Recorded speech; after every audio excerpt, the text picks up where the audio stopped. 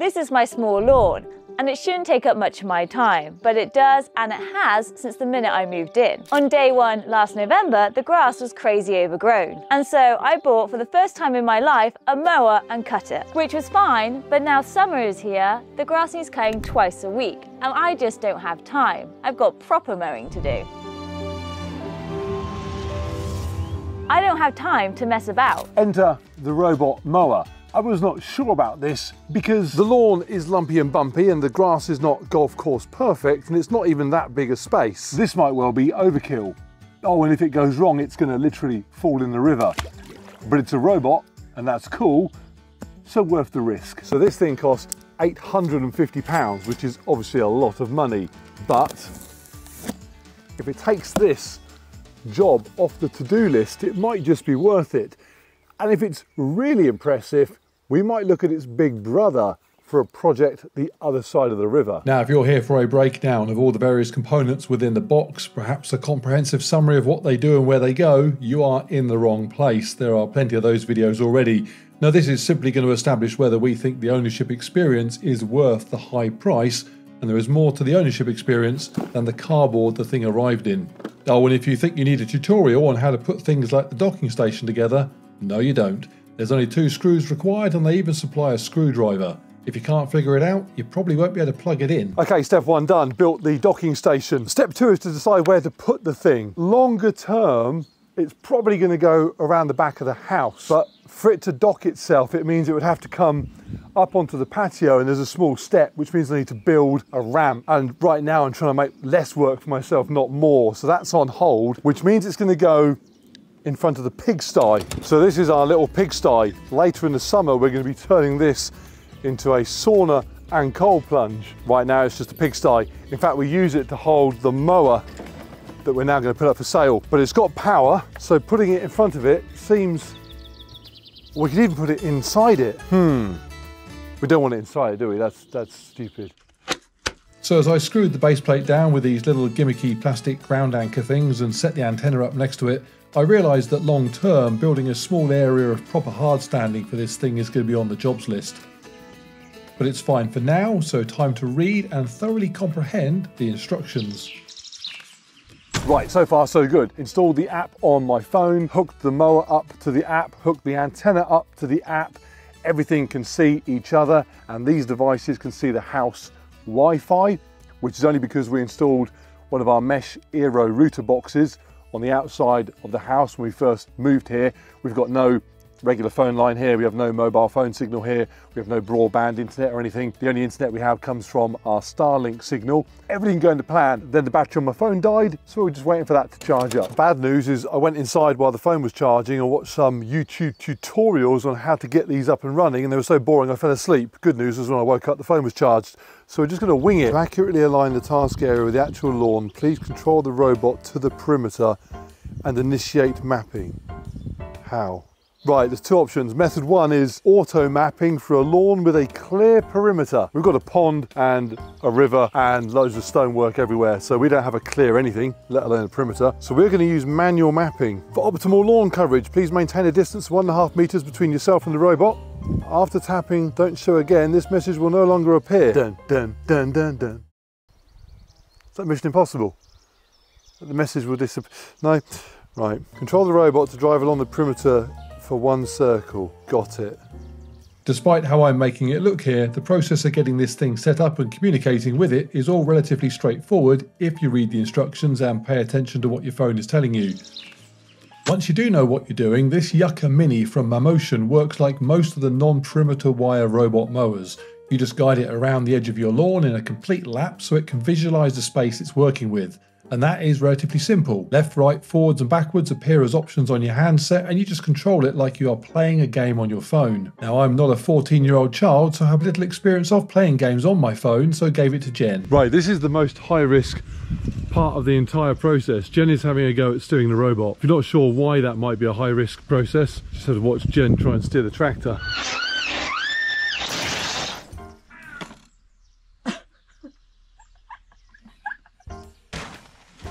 Okay, we've mapped out the area. It's apparently 150 square meters. It's going to take 128 minutes in total to cut it. 128 minutes, what's that? It's couple of hours. I've told it to start. Oh, settings, path spacing, cutting path angle. Lots of options, going to skip all those. It's off. Okay, here we go. Now, ignoring all of those setup options and leaving them on default is not actually that big a deal. Default is typically fine. But the one thing we did skip that we shouldn't have done was setting the height of the cutting blades. Hasn't started yet. Okay, I've lowered the blades. Continue. Okay, so it is now off and running.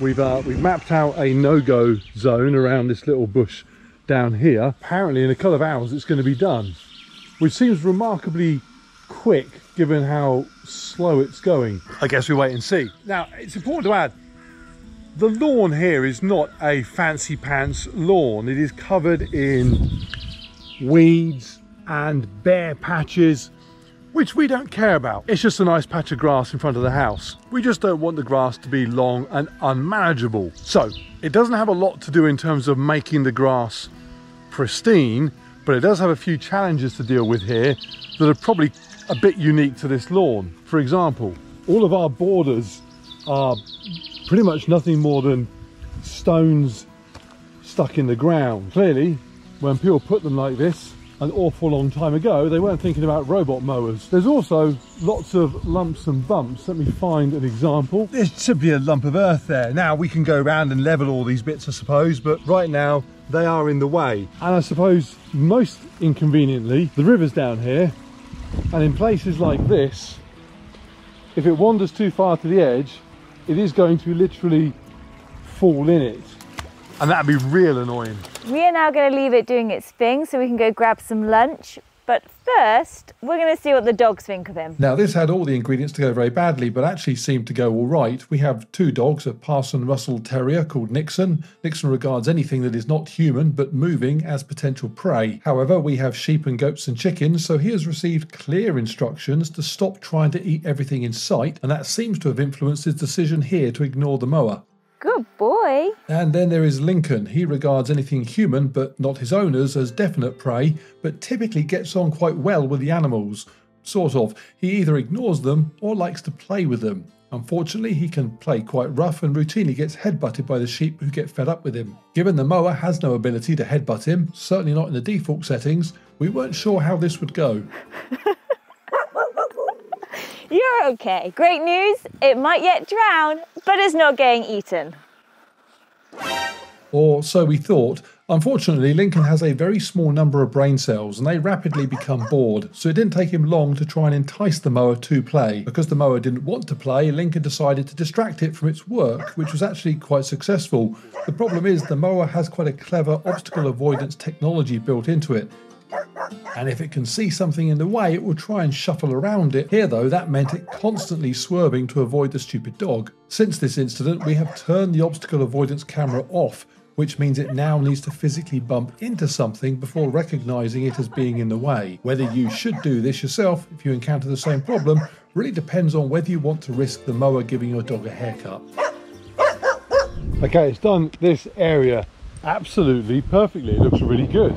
It hasn't got over here yet. Currently, it's working now behind this little bush, which is going to be interesting because it's real close to falling in the river here. Stating the obvious, some of the challenges here are not going to be ones faced by people with a regular garden. If you've got a flat area of grass bordered with nice straight lines, there is really very little that can possibly go wrong. But that's not the case here, so it's interesting to see how it would handle trickier bits. Although at this point it ran out of battery and so returned to charge itself up. Okay, so the robot is still sleeping, 83% battery.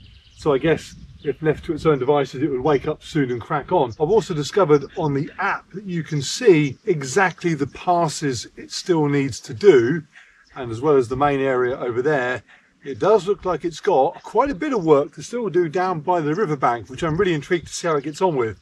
So I'm going to wake it up now and make it go back to work, even though it's not fully charged. Right, so he's working on the dangerous bit. I'm actually going to get in down here, so if it all goes wrong, I can catch it.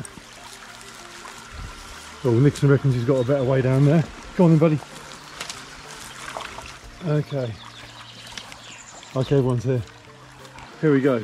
In reality, the sensible thing here would be to just have it ignore this area and do it ourselves with the strimmer, but it was interesting to see how it handled the tricky areas, and to be fair, it did quite a good job. If it does get stuck or starts to struggle, it's pretty efficient at making the decision to leave that area alone and go off and do something else. My conclusion was that for it to actually end up in the stream, it would have to seriously malfunction and just throw itself over the edge. Although I did end up remapping this area to keep it a bit further from the edge, because just as I was leaving, it did get stuck and then start to roll backwards, and had I not been there to grab it, I might have had an 850-pound water feature. The robot tilted. Okay, good job I was here. Okay, crack on. So with the mower rescued, it got on with things, and once it moved onto the main area of the lawn with the longer grass, it really started to impress. It also became apparent that once it does have an open space, it will happily go back and forth, producing very straight lines. Our odd-shaped areas caused it to spend quite a bit of time shuffling around in the corners. Again, a simpler shaped lawn would yield quicker and neater results. Not that we care too much about how straight and neat the lines are, more important is that we just don't have to cut them ourselves, meaning we can cut bigger ones elsewhere. So I was going to show you the mower finishing off the grass, but it's decided to go for another charge. But it does give me the opportunity to show you the difference between this long part here and what it's cut here. And if you're worried or thinking about the bits that it's cutting down and leaving on the grass, they are so small and fine that it's just going to mulch down into the lawn, which actually is good for the lawn. Not having to worry about getting rid of the grass cuttings is a big benefit of robot mowers. Because they can happily cut more often, they only take a small amount off, which simply goes back into the soil, and after a quick recharge, it finished the job off. Just as the sun's starting to go down, it's done. And it probably thought it was done for the day, because it should have been. So what is going on here later that night? So it's midnight, and this is the view from my bedroom window. Basically, I sent it out to work again. The excuse was that I thought it would further mulch up the long bits of grass it had already cut, reducing how long they'd sit on the lawn for. That's only a problem on this first longer cut. But really, I just liked the idea of it working while I slept. Or at least I thought I liked the idea. The problem is that there is absolutely no light here at night. We have no streetlights, no neighbours. Unless the moon is out, it is pitch black. So this thing's headlight pointing at the house every couple of minutes made it feel like aliens were landing on the lawn. So instead, I set up a do not mow time of 1 AM to 5 AM so it would go to bed, but then get up before me, and I would wake up to a perfect lawn. This is exactly what we wanted. It is neat and tidy, and we didn't have to do a thing to achieve it. There's a bit of trimming around the edge if we wanted to do so, but it's a countryside garden and I don't think we're that fussed. It's awesome. Even more awesome is this little cover, which is included in the price currently and arrived the next day, as did the rain. The rain didn't last, but the love for the robot mower has, despite its £850 price tag. And £850 here is a lot of money. It's some much needed fencing, or it's fixing our leaking well, or a million other things that we just don't have the budget for right now. So it had to impress, and it has. We don't run it on a schedule, we just notice if the grass is getting a bit long, which is probably every few days, and as long as it's dry, we just tell it to go to work on the app. And there is something very cool about knowing a task is getting completed when you are doing something else. But cool isn't enough, it needs to do a good job, and it really has. It hasn't got stuck once, the dogs got bored chasing it, it never fell in the stream. And if you're thinking the stream didn't look that bad anyway, this is it after just a couple of days of rain. After a week, I'm not getting out of there, let alone the mower. And the finish is really good. In fact, having said when I got it that the finish wasn't that important, it's not a fancy lawn, it's actually looking really quite well. I guess the grass getting mulched back into the ground to fertilise it is helping. And also by keeping all the weeds suppressed and stopping them from growing and seeding, my hope is that the number of weeds is going to go down over time. They're certainly obviously less visible because they're all chopped down to grass level. It is looking very good. So impressed, and impressed enough that we might now look at the bigger version that Momotion do for some of our larger bits of land.